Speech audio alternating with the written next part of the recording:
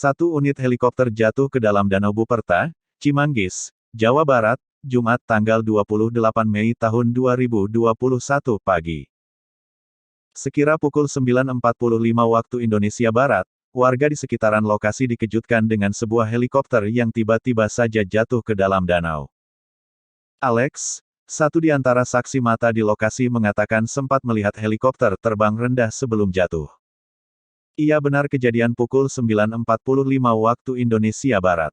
Helikopter warna hitam jatuh di pinggir danau. Untuk jenisnya kurang tahu karena saya juga lagi mancing, katanya di lokasi. Lantaran kejadian masih pagi, ia mengatakan belum banyak warga yang mengetahui kejadian tersebut. Sehingga dua awak helikopter menyelamatkan diri sendiri dengan cara berenang usai badan helikopter tenggelam. Sempat tenggelam selama 1 menit, terus dua orang di dalamnya berenang ke tepi karena posisi jatuhnya helikopter juga enggak jauh dari pinggir danau. Itu dua orang berenang dan mengenakan pakaian sipil, jelasnya.